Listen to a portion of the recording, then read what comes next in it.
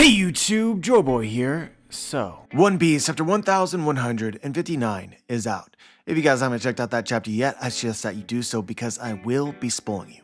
But now that you have, let's begin. Guys, I feel this a lot, but I feel this a lot more right now. Just a sense of appreciation for how good Oda is at what he does. His ability to have such a clear picture of his world, the characters, its history, and how it will emotionally impact readers years in advance. It's crazy. I'm gonna try to give this chapter the analysis it deserves. And in that respect, you all are probably gonna have to wish me a lot of luck. But I'm gonna try. So let's start at the beginning. Just as Oda telegraphed, Shakky was the treasure of Hachinosu that was stolen. But it happened a full year before we thought it would happen. We can see Pirate Island and then the entire world react to this news. Shakky was something akin to a celebrity. And then one day, she disappeared. The masses and most of the Rocks pirates in the pirate world and everyone had no idea what happened to her. But we, the readers, find out pretty quick. It turns out that Rocks was betrayed by a member of his own crew, Wang Zi,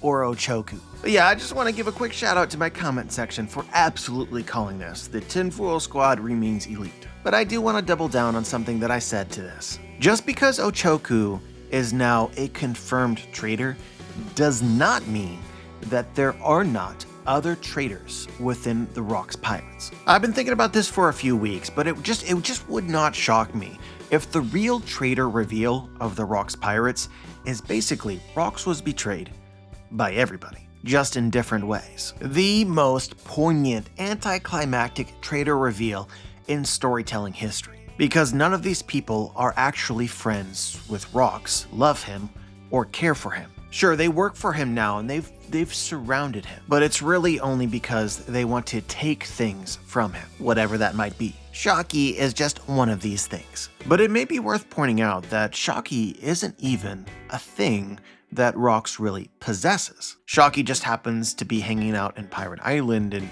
Rocks has been entrusted with protecting her. This dynamic very much reminds me of how Oda has characterized Devil Fruit, which is potentially fitting because we're about to have God Valley, where the world government has a bunch of very powerful Devil Fruit that they seem to think that they own. But do they really? This is a real question. We're told almost explicitly from the Gorosei that Zone Fruits seem to possess a will of their own and perhaps choose their users, which actually matches up with something Blackbeard actually said almost 1,000 chapters ago. He told Ace that the Yami Yami no Mi chose him. So whether this applies to Paramecia and Logia is not certain, but at the very least this applies to zones. Even if you had the fruit in your hand, you don't necessarily possess it. I just want to let you know that I'm cooking up something here. Something within this is relevant because Shakky, a person,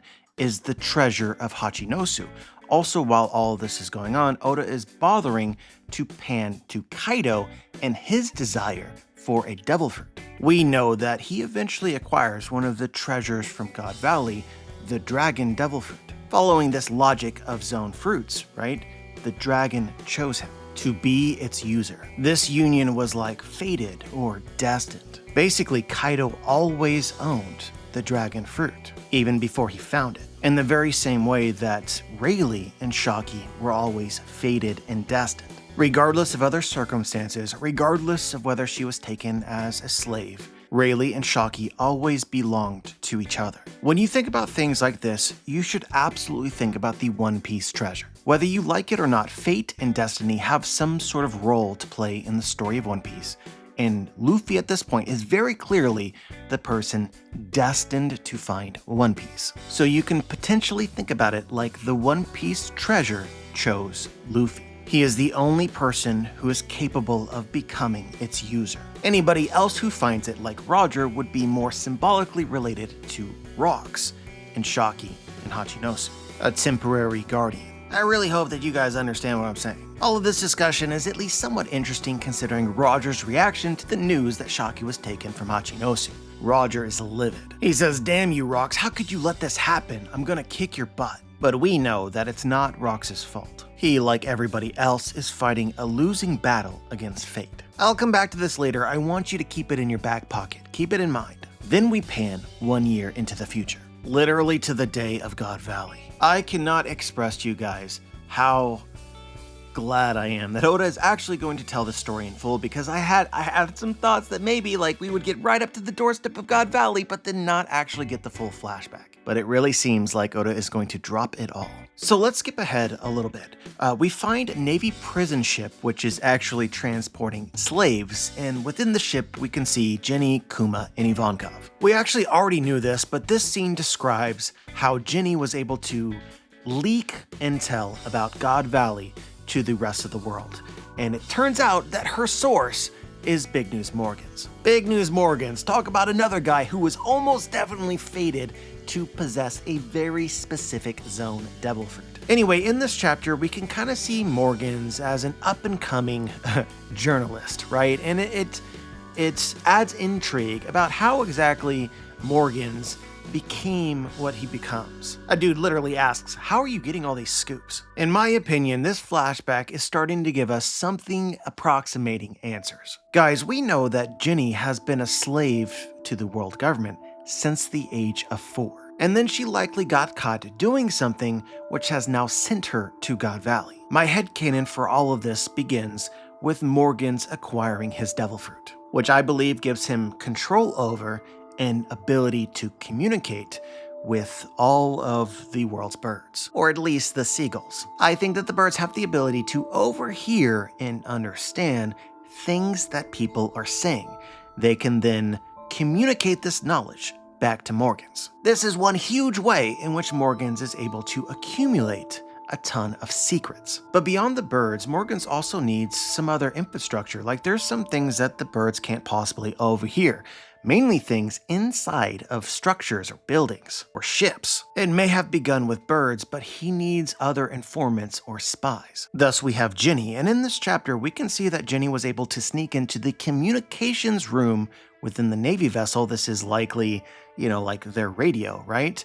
And attuned to a certain frequency or specific Denden Mushi that she knew was going to reach the news. But the question that we have in all of this is, how exactly did Jenny become involved in Big News Morgan's network? Again, she was a slave from the age of 4, taken by the world nobles. Probably not really a lot of opportunity to make connections, social connections with people in the free world. So guys, this is my theory. Something that people have been wondering is, since Big News Morgans has been introduced, we have never actually seen his human form.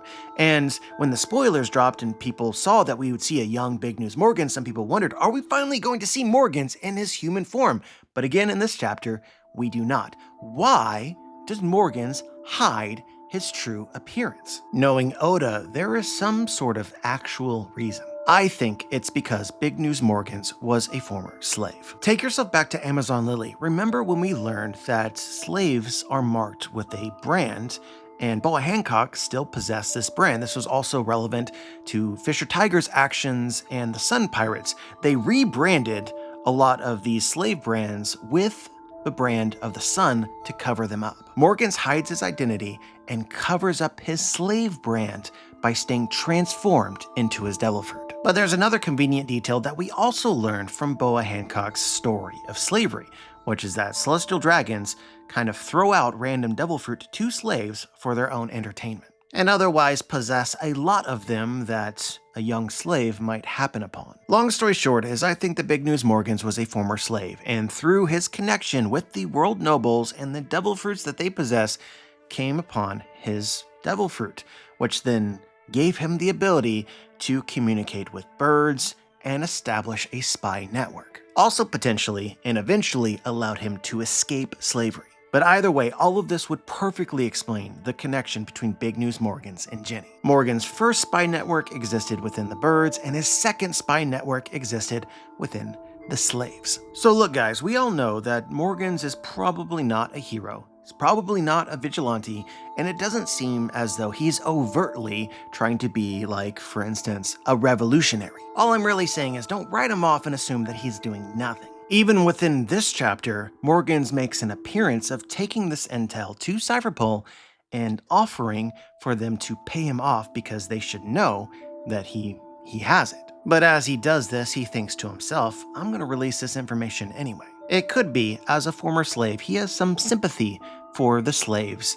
and some disdain for the hunting games. So he wants God Valley to become a big deal. For the spectacle of it, of course, but also for some more hidden personal reasons. But anyway, it can be assumed that Morgans did exactly what he tells us he was going to do, ends up leaking the intel anyway to the rest of the world, and it reaches Hachinosu, as well as the Roger Pirates. So now, at the very least, the people who matter know where Shakky is, as well as many other treasures. Also, can we stop for a moment and appreciate Oda's parallels here between Ochaku and Caribou? They have a similar aesthetic design to them. They both possess this sort of like snake-like tongue or whatever, and Caribou's whole thing throughout the main story was capturing women, which Ochaku was responsible for here. Also, wouldn't shock me to discover that they are related. Simultaneously though, this is also most likely the first confirmed example of rocks being betrayed in God Valley, although I suspect that it will happen more than once by more than one of his crew.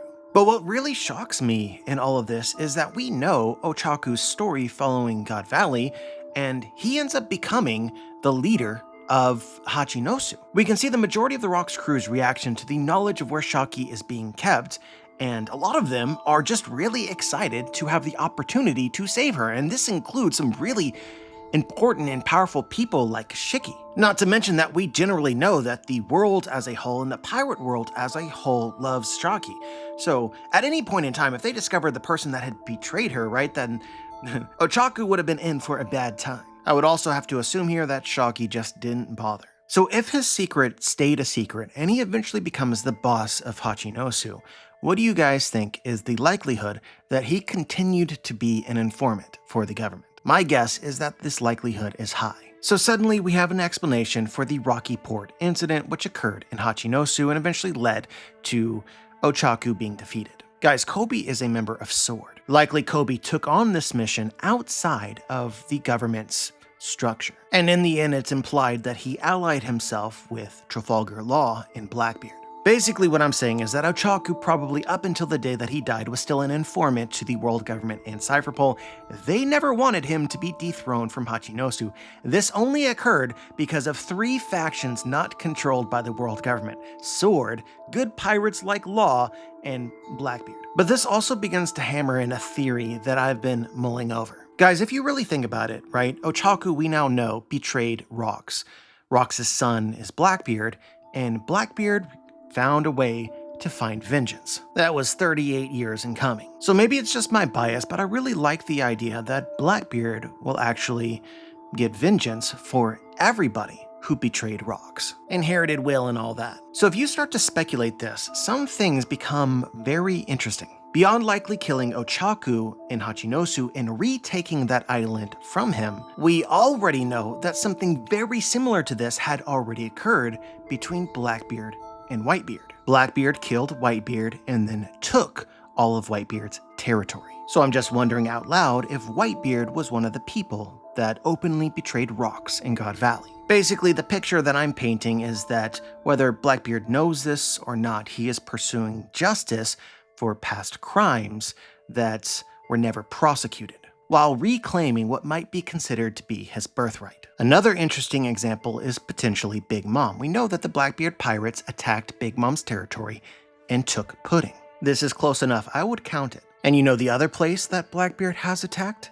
He attacked Amazon Lily, Gloriosa's homeland, seeking Boa Hancock and her devil fruit. And this might also potentially shed light on what Oda eventually is attempting to do with Edward Weevil and Miss Bakken. I am predicting that she best be prepared for some vengeance here pretty soon. So guys, I want you to keep in mind all of the characters that I just named and then reread the chapter focusing on the Rox Pirates when they discovered where Shakky was. Oda highlighted 3 characters at the same time that feels like most likely did not betray Rox: Captain John, Shakky, and Gansui, all of which are either missing from the story or already confirmed dead. But I guess probably my theory in all of this is, how exactly was Ochaku able to exist in the New World despite having betrayed the entire pirate world with Shakky?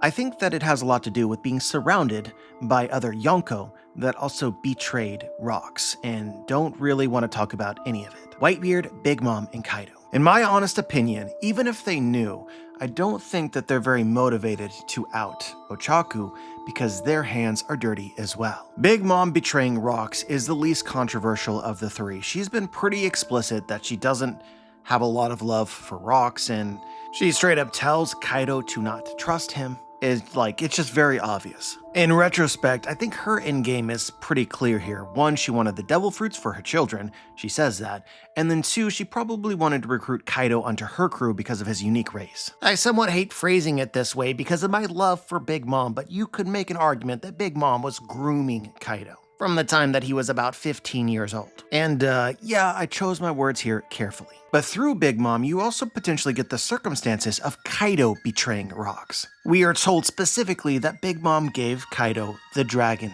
devil fruit, and that there was a debt associated with this gift. So calling it a gift may not really be accurate. But it really wouldn't shock me for in the middle of God Valley, when things were looking pretty tense, for Big Mom to have essentially decided it's time to go and manipulated Kaido to do the same. But obviously the hardest sell out of all of this will remain Whitebeard. I honestly felt like Oda kind of emphasized Whitebeard a bit in this chapter in ways which could be alluding to more story for him in God Valley. When the Rocks Pirates initially discover that Shakky has gone missing, the character who looks most upset by this, aside from Rocks himself, is Whitebeard. And while this isn't really unusual, because you know that the Rocks Pirates as a whole, the world as a whole, loved Shakky, it's very clear that Whitebeard did not have the same kind of physical or romantic desires for her as everybody else. So his anger comes from a different place. But I would think, based on what we know of Whitebeard's story post-God Valley into Marineford and such,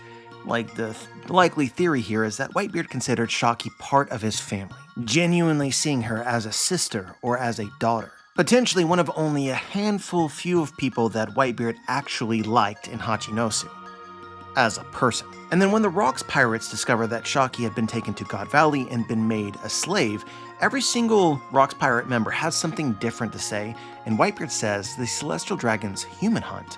I always figured that was a baseless rumor, which I think highlights that what Whitebeard cares most about here is the injustice of these Celestial Dragons. Basically, my impression of Whitebeard is potentially aside from Rocks himself, Whitebeard is the only decent person in the pirate crew. Also potentially the most naive member as well, because he's the only one that seems affected at all by this reveal. Kind of like he hoped that the world was less evil than it was rumored to be. Which honestly makes a lot of sense. Like, if you compare Whitebeard to Roger, one of the main differences between the two is the sense for adventure, right? Roger is trying to learn things. Whitebeard has never been motivated in that same way. He's just basically like, I'm looking for safety for myself and the people that I care about, and that's it. Very little curiosity for any global conspiracies, which might have left him more unaware of the truths of the world such as this. But yeah, I suppose my somewhat convoluted, so maybe it's likely to be wrong, but my somewhat convoluted theory for Whitebeard is that he arrived in God Valley, realized the amount of shit that the Roger Pirates and the Rocks Pirates were stepping in, and decided that this put him and his friends in danger. The way it would make sense to me is if Shakky were saved, Whitebeard would have absolutely no motivation to remain and finish the fight. The justice or revenge aspect of it does not apply to Whitebeard, even if his captain needed him. And I would like to point out that Whitebeard did this very same thing regarding Blackbeard. Blackbeard killed Thatch and then ran away, but Whitebeard sensed danger. He said he had a bad feeling. So despite Blackbeard breaking Whitebeard's ironclad rule, Whitebeard told his crew to stand down, including Ace. Maybe I'm into the details a little bit too much for a lot of people out there, but I just think that this understanding of Whitebeard as a character will shed light on potentially what happens in God Valley. So yeah, guys, I know that a lot of people didn't want this, but it just turns out that the overt reason for God Valley, the reason why everybody attacked God Valley, is because of Shakky. But Oda was holding an ace up his sleeve. Ooh, guys, I'm not gonna lie to you, I am super excited to talk about Rocks as a character because there is so much reading between the lines that we can do here. So as far as Rocks' crew is concerned, the reason that they're heading to God Valley is because of Shakky, but Rocks is confirmed to be a liar. So the news of Shakky's location leaks around the world, and it leaks to King Harald in Elbaf. King Harald knows that there's a connection between Shakky and Rocks, and essentially knows where the Rocks pirates are going, and decides to intercept them. I've seen this take in a few places, and honestly guys, I have to agree with it. King Harald is a massive disappointment. Where it stands right now, and I'm certain that things might change, but where it stands right now, I'm not gonna care when King Harald dies. I'm just not. He's become a holier-than-thou hypocrite, totally abandoning the person that he, I guess, tried to become and failed. But I do want to make sure that I say this, right?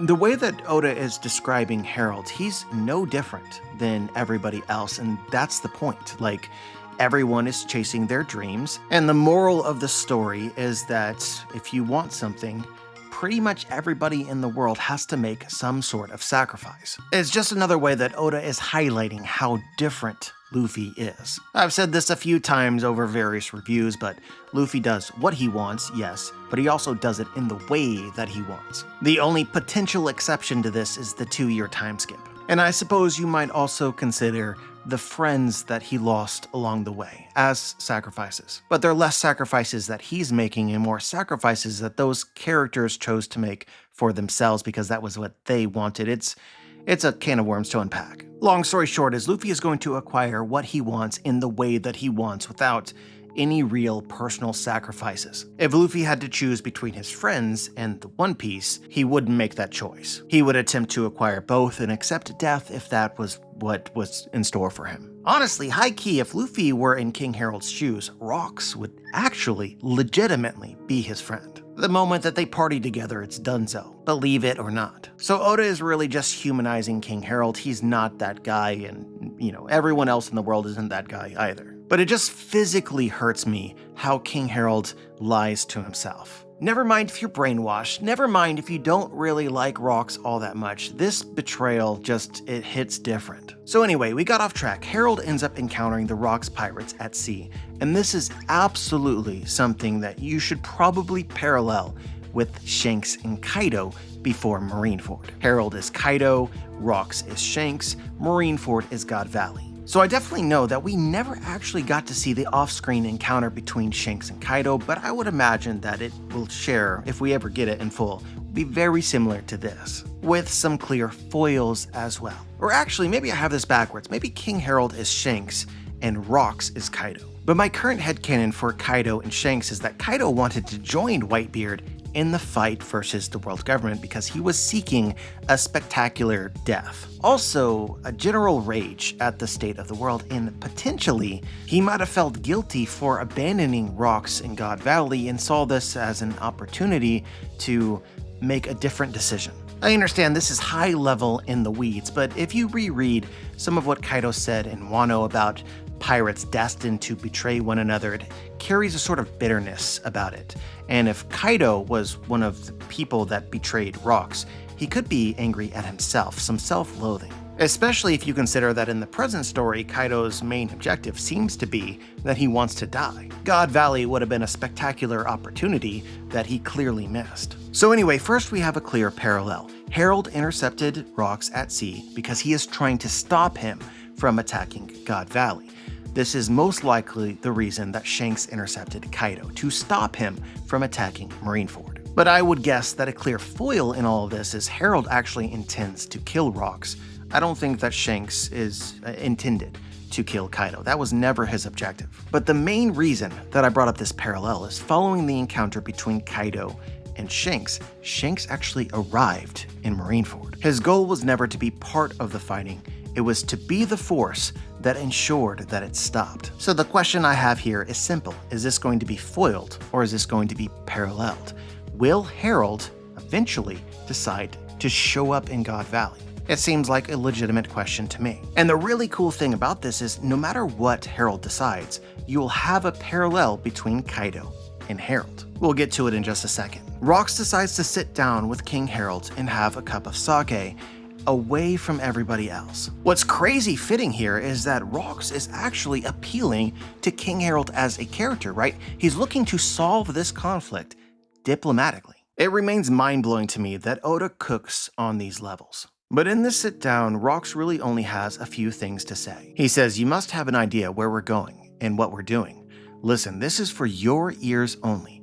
I ain't gonna tell anyone else, not even my own crew. I've got a hidden name. It's Davy D. Zabak." Harold's like, "You're not really called Rocks?" And Rocks continues, "I reckon the world government has been trying to erase this specific name for a long time.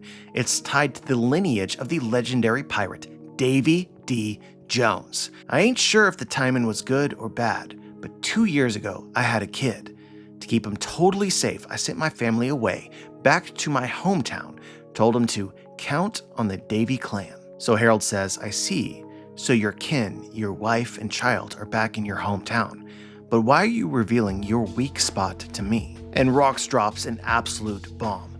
"My hometown is God Valley." Rocks is basically communicating to King Harold that he is not going to God Valley for some impure, some immoral reason like lust for a woman. No, he's going there to save his family. And so one last time, he asks King Harold to join him, to lend him a hand, which Harold is not willing to do. They fight after this, but it's clear that Harold let Rocks defeat him, but just wasn't willing to help him. So look, I promise you guys, we will unpackage all of this and more, but you gotta be patient with me as I attempt to say everything that I want to say. So let's go back to what we were talking about with Shanks and Kaido and Harold and Rocks. I said that no matter what Harold chooses, even if he chooses to arrive in God Valley like Shanks, or he doesn't, there would be a parallel with Kaido. It just depends on if we're talking about Kaido in God Valley or Kaido in Marineford.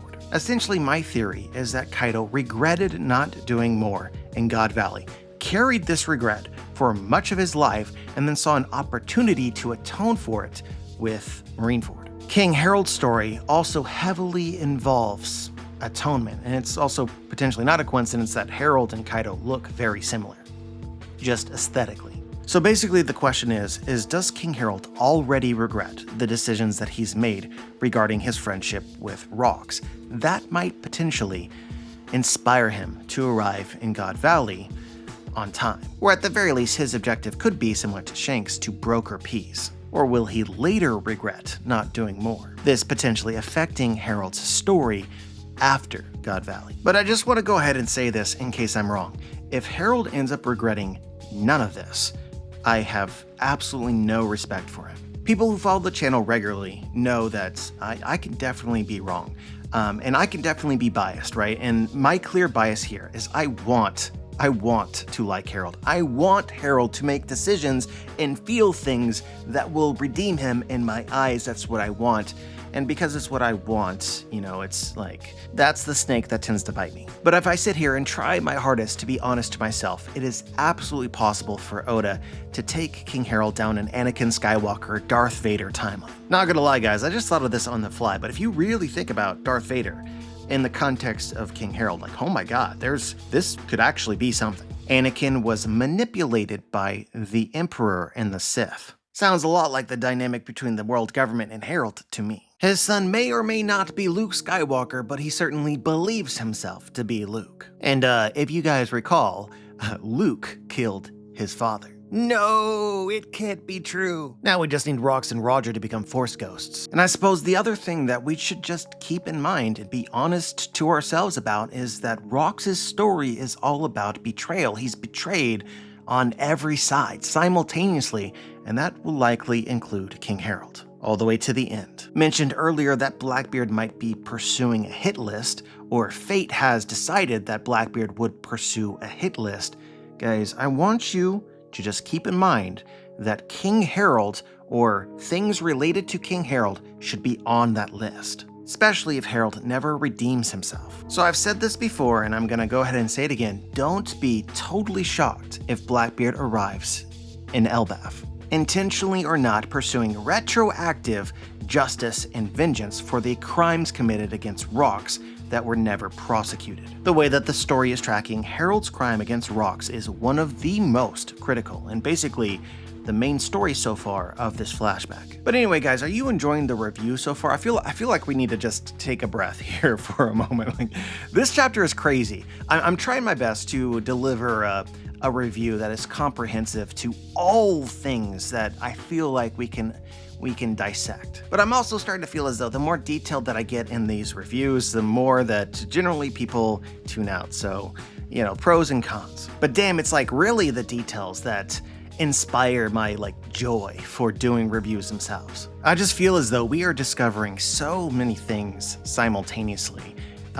At the very least, guys, it has been an absolute joy to follow along with Elbaf in this flashback with you guys. Just an incredible experience. I would very much like it if you kept this heartfelt moment in mind, because we will come back to this at some point in the review. You thought I was pausing the review, but in fact that's part of the review. Anyway, breath successfully acquired. Let's talk about rocks. I posed a question to you in the last chapter review. Roger said this thing about pirates seeking treasure and never giving up, and I felt as though that was the fulcrum of the chapter. That was what tied a lot of it together.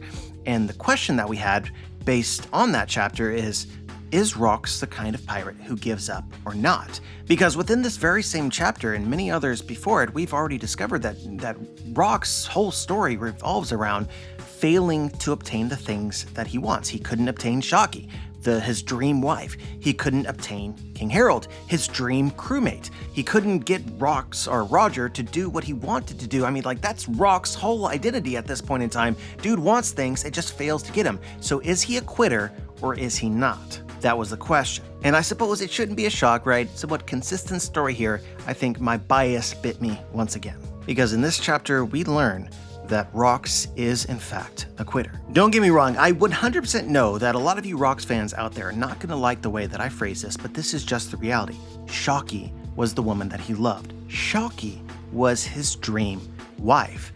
And based on this chapter, we now know for a fact that Harald moved on. He is being directly foiled with Roger. I am legitimately so mad because I had two options. It was a 50-50 choice and I chose wrong. And I think that it had a lot to do with me really undervaluing how narratively exciting the other choice could be. There was a treasure that he desired, Shakky, and he stopped pursuing her. Obviously, the very same thing would apply to Rox's pursuit of King Harald as a crew member. Although in his moment of basically pure desperation, he did offer again. But I really think that it's important that you understand that Rox is really backed into a corner here. He really feels as though his luck has run out, and so this is the exception to the rule. So new question, what is it about Rox that I failed to understand before? In my honest opinion, this takes us back to the very beginning of this review in our conversation about fate or destiny. I think that Rox believes in fate, which is something that Blackbeard also expresses commonly. But the premise is that Rox pursues the things that he desires with everything that he's got, but giving it his all, eventually he comes to terms with things that he's not destined or fated to have. So let's have ourselves another thought experiment, right? Why is it that Rox is so clearly different from Roger, from Blackbeard, really, and from Luffy? Blackbeard and Luffy believe that they're going to do great things. They believe in themselves, although it comes off in different ways. And the same idea is expressed by Roger in that chapter. Like I'm just going to seek the treasure and eventually I will find it. That's what pirates do. But Rox is not this way. He's a pirate who seemingly lets his dreams die. Bro, I really hope that you caught that. Rox is a pirate who lets his dreams die. What did Blackbeard say? Dreams never die. They are not the same. And what's really crazy in all this and potentially makes Rox one of the most unique characters in all the story is he then creates new dreams for himself that he seemingly believes with all his heart. Eventually, he accepts failure like a champion and rebounds in a way I think you could compare to Luffy. It's actually mildly inspiring. For every other character in the story, when they don't accomplish their dreams, they immediately take a downward spiral. But Rox is seemingly like, well, shit, what's next? What is the next thing that I can potentially covet and desire and pursue? Maybe I'll get it this time. Is there a reason for this? Is there some way that Oda might justify it or explain it? I honestly hadn't realized that I've already made this theory. And the argument holds up. It stands the test of time, even to today. Guys, we now know for sure that Rox recruited his crew using Davy bag fights. When Roger first set out to the sea, he recruited his first mate, Rayleigh, relatively quickly. Same as Luffy, Zoro, Nami, Usopp, etc. Like, they went out to the sea and they found their nakama relatively quickly. But our impression is that Rock's story did not work out this way because clearly nobody wanted to join his crew because he was forced to resort to Davy back fights. Like, Whitebeard is not Rox's Zoro or Rayleigh. Big Mom, same, like she already had a pirate crew. That's how Davy back fights work. So within all of this, you can suddenly come to one of two conclusions, right? Either Rox is a legend, potentially unlike anybody else, and I'm ignoring Mihawk, or there's something that doesn't make sense. We learned in this chapter that Rox's hometown is in God Valley in the West Blue. So how exactly did he make it to the New World, Hachinosu, the pirate island, on his own, without a crew? I may be wrong about this because of some sort of misunderstanding of Rox's adventure, but do you really think that he waited until Hachinosu or the New World to finally decide to recruit a crew? That does not make sense. Or maybe the only other way to go about explaining this is that Rox really just wanted only the strongest in his crew, so only the strongest could be found in the New World, so that's why it took him so long to acquire a crew. But this would also presume that Rox literally conquered the vast majority of the Grand Line on his own. I mean, again, we're ignoring Mihawk because I don't think that this actually applies to Mihawk. Sorry, Mihawk fans, but I think this puts Rox in a tier 1 of 1. And quite frankly, I simply do not believe that this is possible. But the child in me would love to be proven wrong, you know, like the hype for Rox at that point in time is through the roof. This guy literally nearly conquered the world on his own, alone. Wild stuff. So anyway, guys, this didn't go well for me in the last chapter, but we will try it again in this one. Feel like this one is 50-50. The theory within this that I prefer is that Rox actually did acquire a crew before. He just lost them. They died. Rox's story is a parallel and an inversion to Luffy's, where Luffy arrived in Sabaody and he lost his crew permanently. The ones responsible for this were the world government. In my opinion, guys, Rox is the bad future version of Luffy. He lost his crew, he broke, but he still couldn't stop dreaming. So his dreams turned to nightmares. The pursuit of adventure became the pursuit of vengeance. And because of what occurred to him, he gained an understanding of failure. So before this flashback even began, Rox's original dreams had already died. The only reason that we are seeing him here in this flashback in the first place is because he's learned to give up on specific dreams, but has not learned how to give up on dreaming.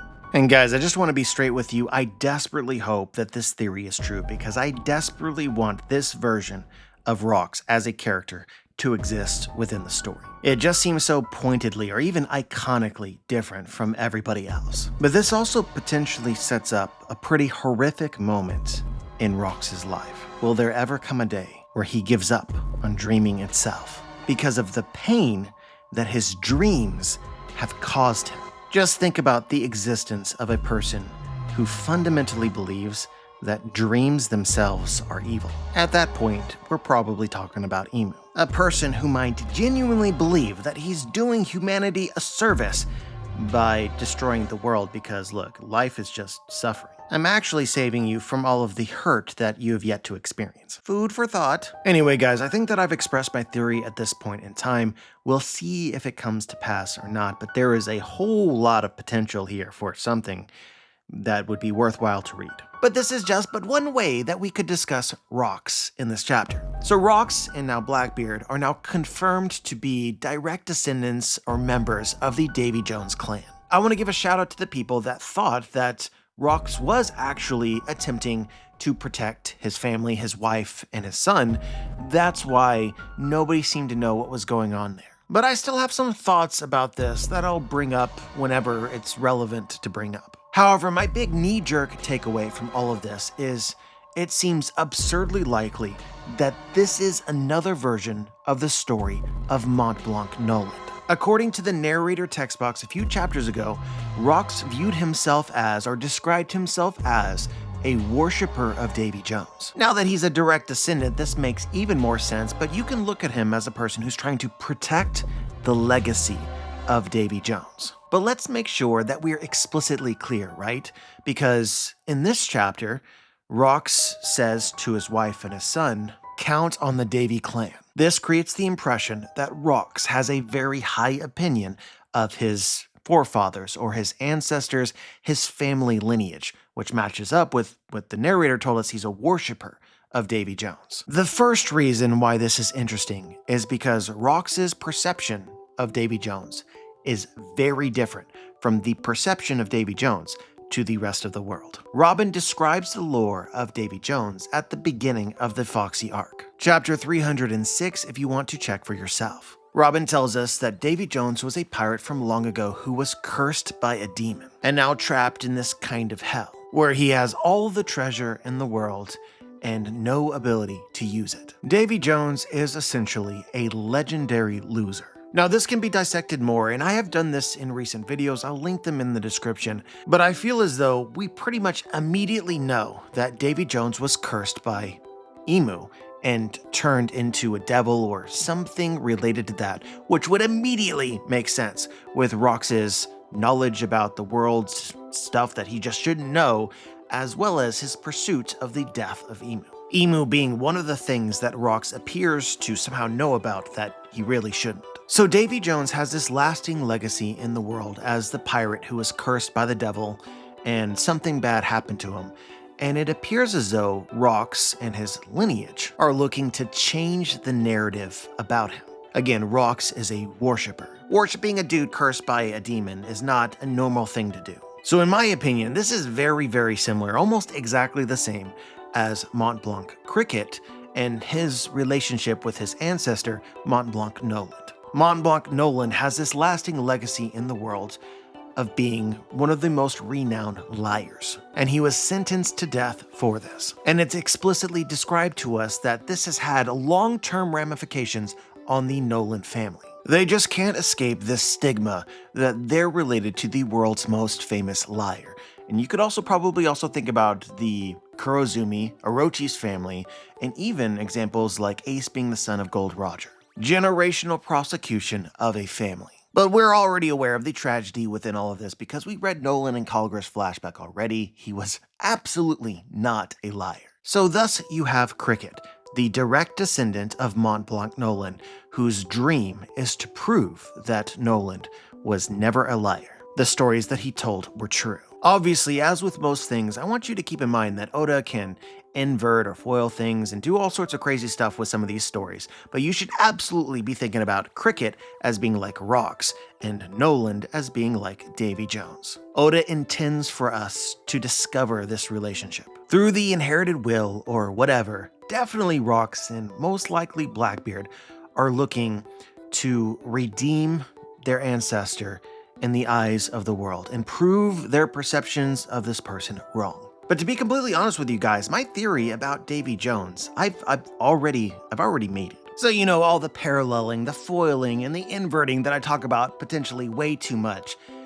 we've already done it. Before we had this knowledge necessary to compare the Davy family to the Montbanc family. So if you really want my theory, you can find it in that place. But yeah, long story short is I discovered a way to compare Davy Jones to Usopp. This comparison is even more justified now because the character in the current story that you would compare to Montbanc Noland is in fact Usopp. And an even older theory that I had, which I still believe to this day, it's still one of the best theories that exists in my opinion, is that Usopp is in fact secretly, perhaps secret even to himself, a member of the Montbanc family. That is why Usopp does not have a last name. His branch of the family was tired of being persecuted for being a Montbanc, and so they just dropped their last name. Kinda similar, although a little bit different from what's going on here with Rox, who's not actually Rox. And really the only way for this to become relevant in the story is if Usopp knows, and potentially eventually reveals this to Usopp. But yeah, if you're not entirely sure why Usopp is the current story's version of Noland, Basically, like when we see, for instance, the Tantara, they worshipped Noland, they had a statue of Noland, they borderline deified him. And the same sort of thing is occurring with Usopp. He has become God Usopp, getting statues for himself put right next to Noland. All of this also works incredibly well with Rox being a worshipper of Davy Jones. Rox, his family, and potentially others have deified him. But this doesn't just happen with the Tantara, this happens with other groups of people as well. But the real elephant in the room is that Noland is known as the world's most famous liar, and Usopp is a liar. What Usopp really is an actual version of what the world thinks that Noland was, but they're wrong about. Speaking of confirmed and powerful inversions, right?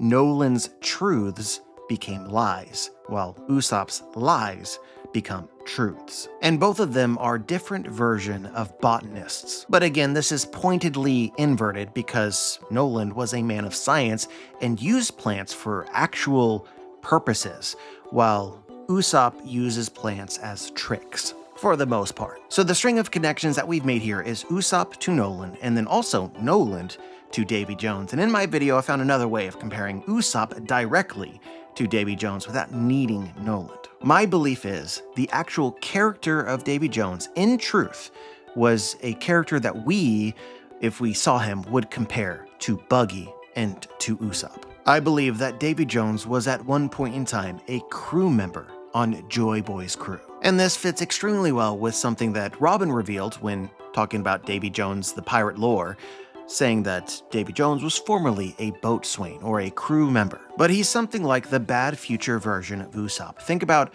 the version of Usopp had Usopp left the crew permanently following Water 7, but still managed to obtain this god status within the pirate world. After leaving Joy Boy's crew, he was able to acquire a crew of his own based off of lies or misconceptions or partial truths. In my head, it's a universe where Captain Usopp is real and uses his status as God Usopp, or like Buggy, uses the actual truth that he was formerly a member of the greatest pirate crew, Joy Boy's crew, to actually acquire a real crew. But because he was not actually physically strong and couldn't defeat people in real combat, he challenged the devil to a game, something that would later be called a Davy back fight, and he lost this game, and he lost his soul. So he literally got cursed by a demon. But if you guys recall the rules of a Davy back fight, right?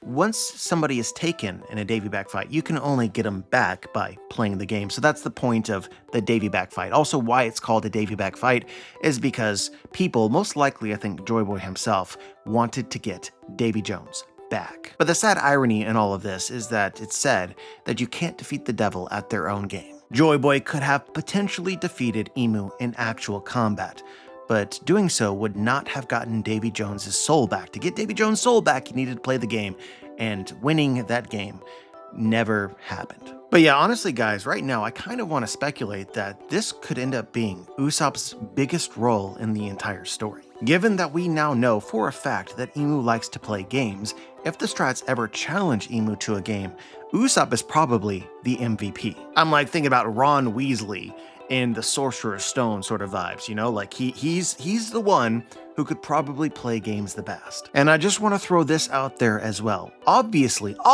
we have speculated for a very long time that Usopp's missing last name is Montbanc. That's still a great theory, but based on this chapter, another name which would make a ton of sense is Davy D. Usopp could be another branch of the Davy family. The logic for why the name is missing would essentially be the same. Honestly guys, just narratively speaking, this theory is probably more likely. And I also just want to point out to you that Usopp's hair and his eyes, his eyelashes, are very similar to Blackbeard. They could absolutely be related. But yeah, I ended up speculating way more than this. So if you want the full idea all the way to the end, watch my video. But in terms of Rox and Blackbeard, my belief is that Davy Jones is currently a demon and is literally kept chained to the One Piece, which is why the legend is that all the treasure of the world sinks down to Davy Jones's locker.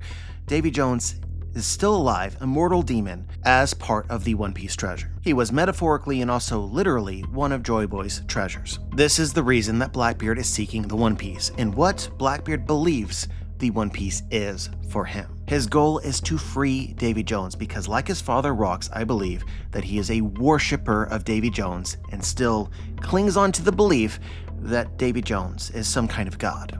Is Nika a god of destruction or a god of laughter? I think that during the Void Century, there was Joy Boy, the actual Nika, and Davy Jones, the evil Nika. But evil only because Imu cursed him and turned him into a demon. And a lot of the world came to believe that Davy Jones was the person destined to turn the world upside down and save it. And I very strongly suspect that Rocks in this flashback and Blackbeard in present day still believe this to be true. Which is just crazy ironic if you spend too much time thinking about it, right? Because, like, how would you describe Rocks in this flashback? He just seems to know everything, right? Even Harald comments this, you don't know everything, but all the things that he's saying are in fact the crazy truths that are hidden. Like, this dude is more knowledgeable than anybody. But you gotta remember that One Piece as a story is meant to make you laugh, right? So the great irony in all of this is that the premise which has inspired his adventure, the thing that he believes more than anything else, is a lie. He's acquired all of these crazy truths about the world because he believed in a lie. I'm just telling you that Oda cooks like this. And another thing that you should absolutely be thinking about is, well, if Davy Jones was deified, he became God Davy Jones, and Imu was like, haha, I will turn you into a demon and you will become my servant. Could this future be in store for Usopp as well? As with most things that I say, you should treat this like a legitimate question, right? I don't know the answer. However, my strong feeling is that Usopp has actually already avoided this terrible fate. He avoided it by admitting a truth. Luffy is his captain, and he believes in his heart and knows it to be true that Luffy is the person best suited to lead the crew. Basically, Usopp took off his Soga King mask and came back to the crew, which is something that Davy Jones never did. I know all of this is super confusing and probably poorly explained, but I'm of the opinion that Imu's ability to flip people into demons has some limitations. Basically, I think that this story with King Harald is eventually going to explain the conditions that Imu requires to flip somebody into a demon. Anyway, I'm going to leave this vague and mysterious because we've already started explaining this all wrong and I don't feel like backtracking. I have a very strong feeling that we will talk a lot more about Imu's ability to flip people in the coming chapters because it seems very relevant, not only potentially to this flashback, but to Elbaf as a whole. However, if we're looking at characters that I think that Imu could potentially flip into demons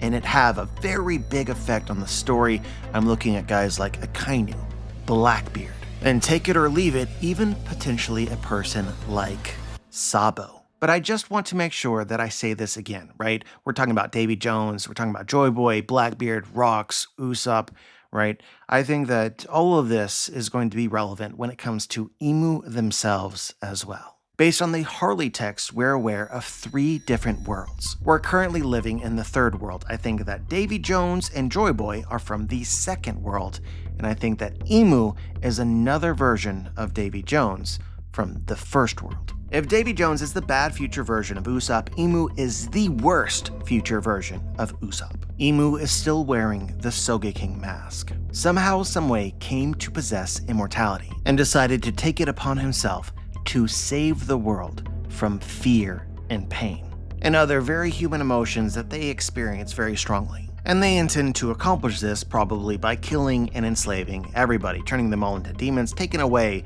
their ability to feel things. Also, if you think about Usopp in Water 7, the big conflict between Luffy and Usopp is basically the concept of death. Like, Usopp didn't want Luffy to throw away the Going Merry, didn't want to leave the Going Merry to die.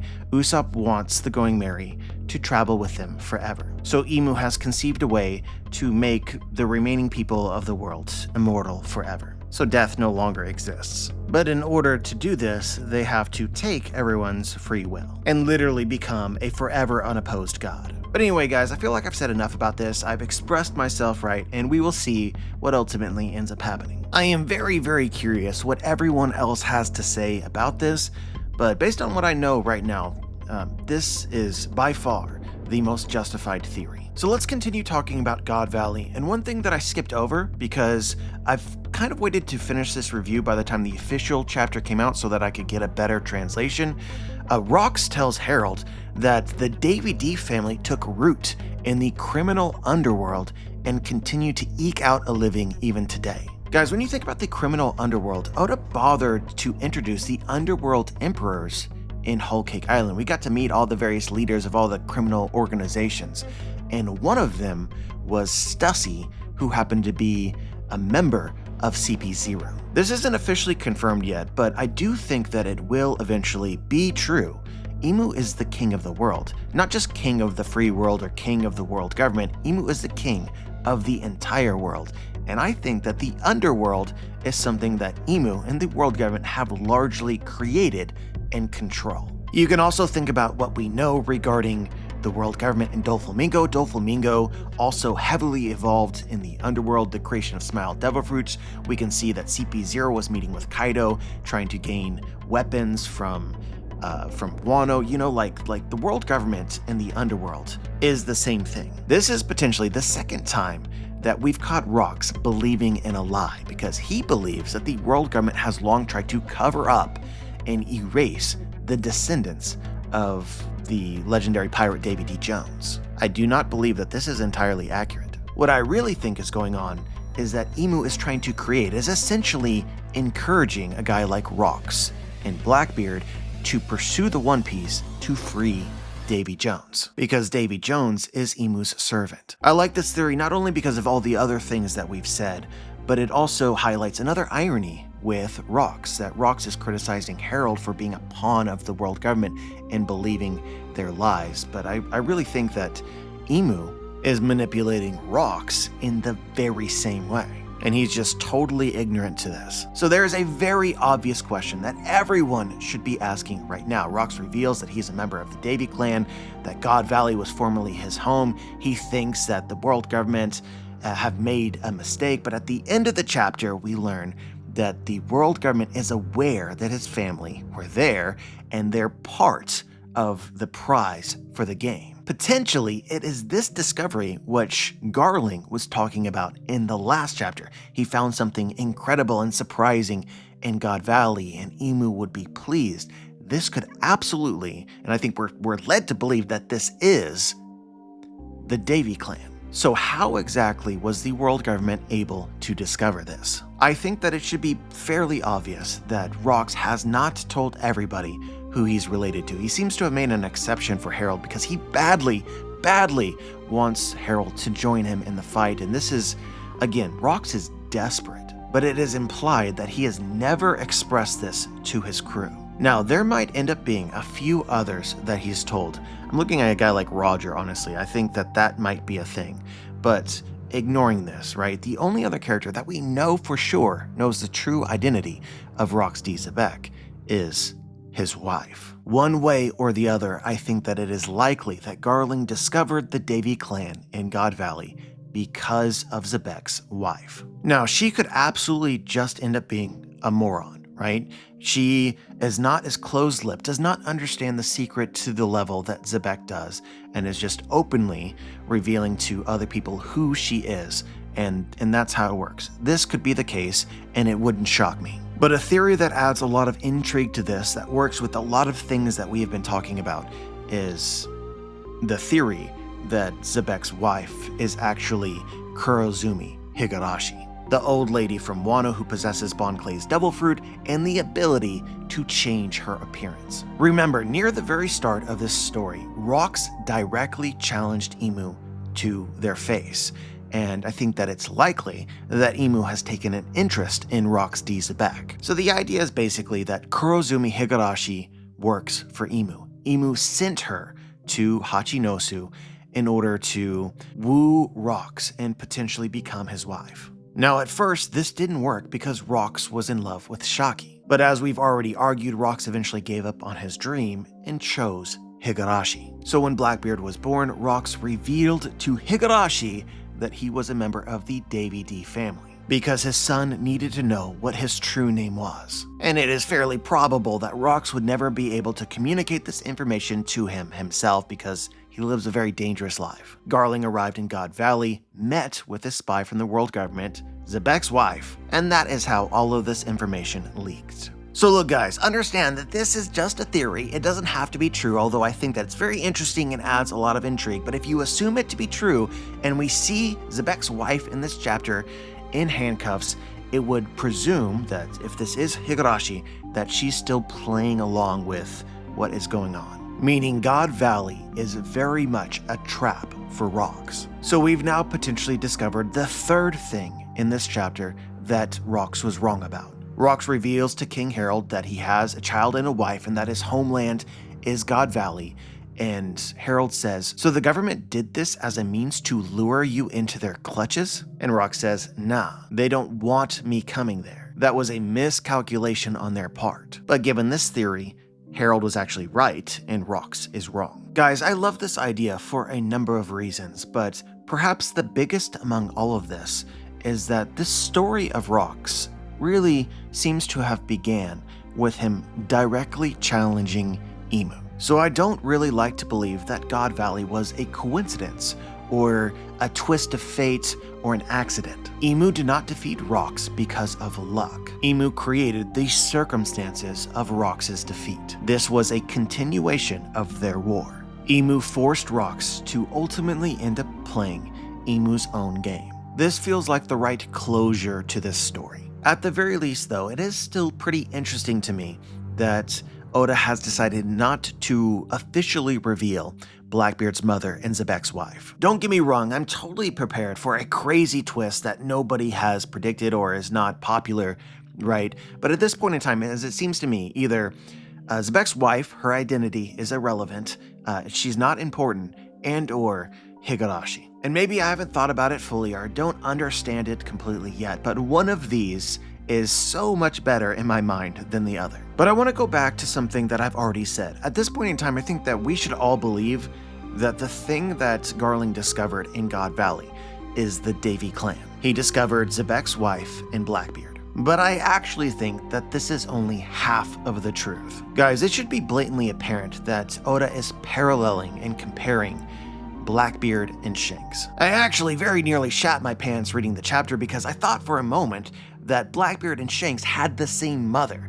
I misread the panel, but I read the panels were very confusing. But what was certainly revealed in the chapter, and this is not a coincidence, both Blackbeard and Shanks were born in God Valley. We know from the beginning of this flashback that Shanks is a child of fate and Blackbeard is likely another. The title for this chapter is Island of Destiny or Fate. This title applies to both Shanks and Blackbeard. So in my opinion, what Garling actually found in God Valley and what he was excited to tell Imu was that he had found both Shanks' mother and Blackbeard's mother, which works really well with a lot of other things that are going on here because this is ultimately a story about mothers, women, and love. The great prize of this tournament is Shakky, everyone in the world's dream wife. So ignoring devil fruits and all that, the greatest prizes of this tournament are lineages. As we now know that Blackbeard is a member of the Davy D family, do not be shocked when we discover that Shanks' red hair, or the lineage of red hair, also has a famous name attached to it. I personally think that Joy Boy had red hair. So talking about destiny or fate, right? How poetic would it be that on the island of God Valley, you have the two children of Davy Jones and Joy Boy. And the island itself is designed to symbolically represent this because it really only has one huge mountain, but the huge mountain is split into two parts of one whole. Joy Boy and Davy Jones are one of the people from the Harley texts that will never meet again. But it was a dream that both at one point had, and Luffy will eventually fulfill. Guys, it's very, very similar as Noland and Kalgra. And if you recall, another person in the story with red hair is Kalgra. This is another inversion and parallel and all of that stuff. And Noland is the guy that we are comparing to Usopp, to Blackbeard, to Davy Jones, etc. Basically, in the future, the story of Noland and Kalgra is something that we will be able to heavily compare to the story of Joy Boy and Davy Jones. I actually recorded a big chunk of this theory within this review, but I've decided to delete it. I'm gonna make a standalone video about this. This is just one of those theories that I know that I said, but if I end up just like leaving it in a chapter review alone, it gets lost. It deserves a video on its own. But as sort of a teaser and a long story short, following the conclusion of Noland and Kalgara's story, their lineages, their families, each have a lot of tragedy. And I think that this will ultimately be true of both the Davy family and Joy Boy's lineage as well. But I do not actually think that Shanks' mom is aware that she is descended from Joy Boy. I think she has simply inherited a characteristic which would let you know that she is a descendant of Joy Boy, her red hair. We could also be talking about personality traits, which will end up being pointedly different from the Davy Jones family, which still remembers who their ancestor is. But yeah, let's take ourselves out of this in-game theory mentality and just appreciate the story that Oda is writing in this chapter. I feel as though there were a lot of people that wanted to be professionally angry and sort of fake outrage about the likelihood that Shakky was the great treasure of God Valley and Goon Peace and all that stuff. They didn't like any of it. But just to be clear here, if some of this made you weary or you weren't sure exactly if you would like it or, you know, that sort of mentality, I totally understand and I get it.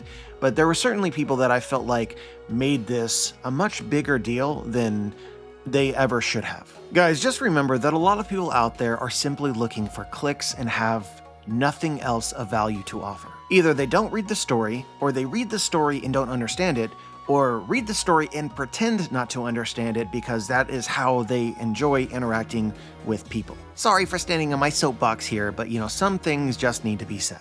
At no point in time has Oda glorified Sanji's sort of mentality regarding women. In fact, Sanji is punished for it. You maybe have to read between the lines a little bit with this, but basically, Sanji wants love, a woman's love more than anything, and it's because of the way that he acts that he can never actually acquire this. The way that Sanji acts is deeply, deeply unattractive. But you can also take this too far in the other direction if you want to pretend that people are not very similar to Sanji, if not outwardly, then inwardly. Having the world's most beautiful woman be one of the greatest treasures on the planet that all of the men simultaneously are fighting for is a very realistic thing and is rooted in a lot of mythology and stories. For Oda in his own way to accurately depict reality, okay, should never be problematic. At least 80% of the dudes that I know, and that's probably a low ball, it's probably closer to like 95% of dudes out there are horn dogs. You will never erase this truth or this shared dream. It's just wild because One Piece is a crazy fantasy, right? There's a lot of really strange things that happen,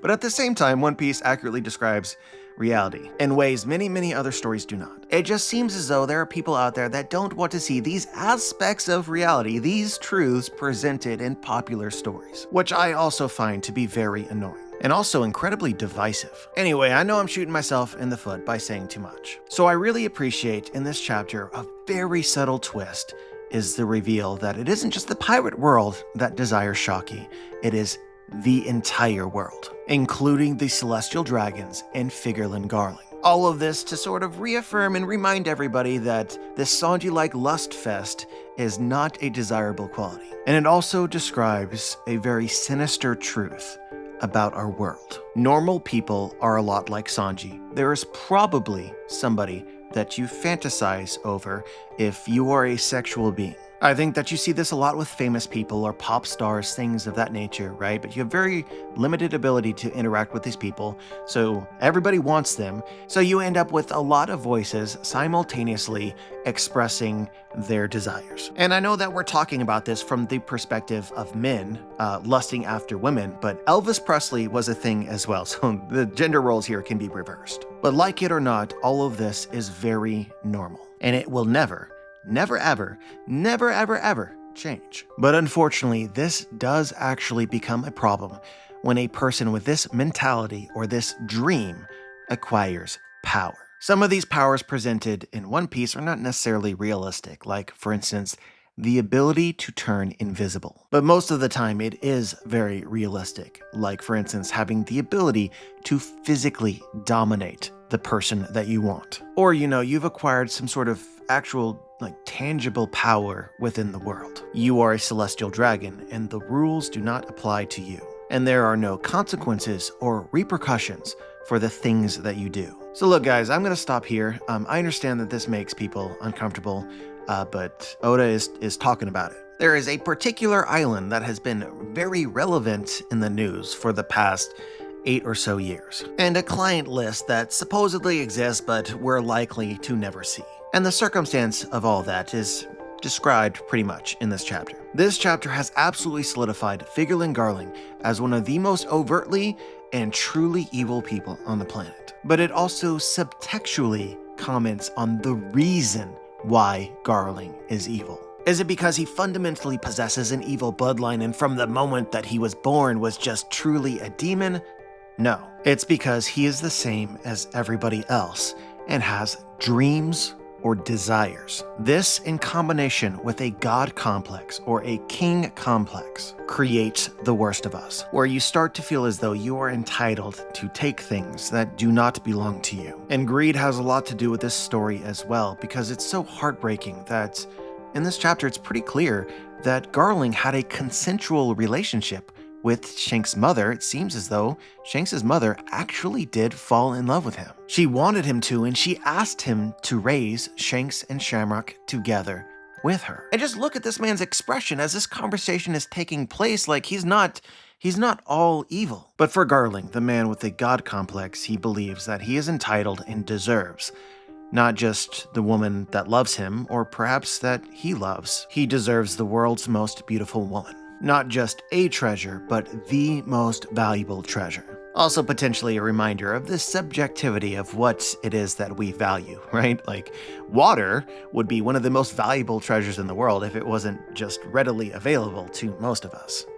Or the air that we breathe. Value only has a value because of scarcity, forcing us to devise ways to fight each other to possess it. It's all an illusion of the mind, which unfortunately is another thing that will never cease to be. Anyway, guys, the whole thing is brilliant and simultaneously heartbreaking. Oda manages to capture all of these deep concepts in a few short panels. All of us, and I mean all of us, constantly throw away our treasure, because intrinsically we define treasure as something that another person or people want to take from us or want to possess for themselves. So in actuality, Shanks' mother is a treasure to Garling that Garling sees as trash and throws her away, because for Garling, a love like that is far too common. I just want to remind you once again that although the circumstances of this are very different, this is essentially the same as the story between Rox D. Zebek and King Harald. King Harald in this chapter is doing the exact same thing that Garling is doing, and they are dastardly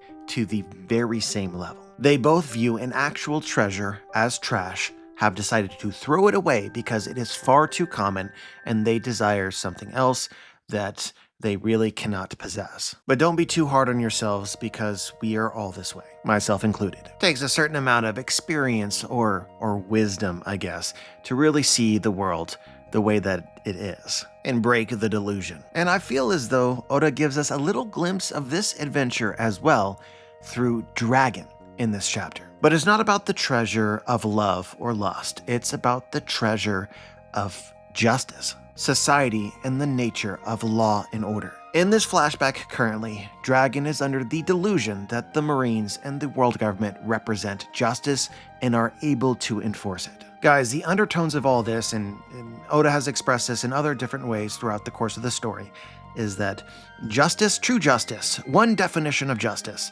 does not exist and cannot be enforced. At least not within this world. Impartiality is not within human nature. We all selfishly pursue our own desires. There are things that we want for ourselves. And even if you're aware of this, we all still intuitively view the world through a lens that best benefits us. It comes down to what we want to believe. We believe what we want to believe. If there's ever a question, we will always err to the side of what we want, which itself tackles another very human concept of hope. I do believe that it could be considered an actual mental disorder to desire things which you know would cause you pain. So long story short is we all subjectively construct our own realities, where what we want is actually what is best. And what we want is almost always what benefits us. But anyway, I can literally feel this review spiraling into the abyss, because this is the kind of stuff that you talk about and either people don't want to hear, don't understand, or don't care about. But it's just crucially important to understanding the entirety of the story of One Piece, as well as many other things that we've talked about in this chapter review. Like before we even got here, we were talking about Roxy Zebek, who's trying to release Davy Jones and basically wants to believe in a universe where his ancestor is a god. That's what he wants. He doesn't want to believe that Davy Jones is a devil or a demon. He wants to see Davy Jones as the hero who the world wronged. And all of this is most likely the case because it's the universe which would benefit Rox the most. If all of this were true, it would make Rox a treasure. And guys, self-love or belief in yourself is absolutely also a crucial aspect of the story. We don't just want to acquire things of value. All of us want to be valuable. As far as relationships are concerned, treasure is a two-way street. So look, I'm sure that not a lot of people are actually going to care about this, but if you're curious, I'm saying all this stuff, am I saying that I'm better than everybody else because I've achieved this truth? JB has broken through the delusion and achieved sage level. No, I'm not saying that because I am just another example of this concept in action. But it just works in a very interesting way. I also want to be valuable to you guys, the viewers, and other One Piece fans. But the trait that I have that I value about myself is my willingness or ability to say things that other people either can't or won't. I get a great joy out of sharing my personal discoveries and worldviews and ideas with you. For me, this is my value, and really the only thing that makes me valuable. So that y'all might, treasure me and fight over my attention. So it's all the same shiz in different ways. I even know all of this, and I'm totally not going to stop being myself, because I fucking like it. And so likely, for my own sanity at the very least, I will always defer to the worldview in which what I'm doing right here is good. Despite the potential reality that, for instance, theories, are bad. And I'm actually, this video is full of spoilers that will ultimately detract from your future enjoyment of One Piece and later reveals. I can recognize that it is an actual legitimate debate, but I could never believe in that worldview regardless of the truth. And honestly, if I did actually believe it, it could break me. You would full on see me have the Luffy face following Ace's death, which is a future that I desire to avoid, because I would like to treasure myself. The layers are intricate and compelling. Anyway, we dovetailed wildly. So we were talking about Dragon, right? And this whole story, God Valley,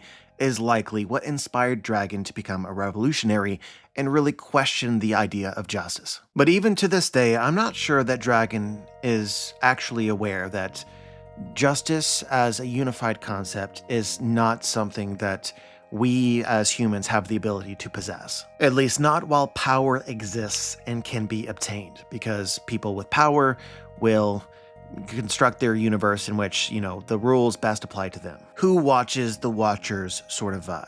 Those who win or those who control justice become justice. They decide what justice means. And because they are not gods, newsflash, none of us are gods, right? Their idea of justice can and will be diluted. The truth is elusive. I guess it's really easy to say that the celestial dragons are bad and need to be dethroned, but from the perspective of a celestial dragon, they are treasuring themselves and are acting to protect themselves no different than anybody else. If they were ever to be defeated, the treasure of justice itself, the ability to determine what justice means, would switch hands, and they would become the demons and the criminals, and experience untold horror, both themselves and future generations of them. So is punishing them for doing something that everybody else would do in their circumstance actually justice? Nope.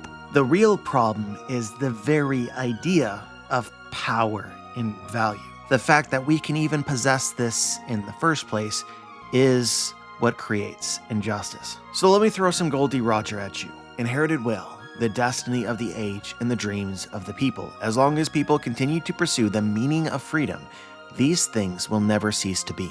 As long as people continue to pursue the meaning of freedom, the dreams of the people will never cease to be. What is it that we all dream for? Various versions of wealth, fame, and power. So what Oda is saying is that until we discover what freedom means, until we actually find the means to obtain real, everlasting freedom, the people's dreams, including the pursuit of power, will never cease to be. And if you've been following along and understand what I'm trying to say, right, then injustice will never cease to be, because injustice is created through unequal power. The sad reality that the story of One Piece teaches is that even if you acquire the title of King of the World, become King of the World, you will still not find justice. Or it will really only be justice for yourself. The world will become enslaved or shackled by your view of justice, and ultimately end up criminalizing your Joy Boys and your Davy Jones, or your Luffys, your Rogers, your Rocks, and your Blackbeards, whom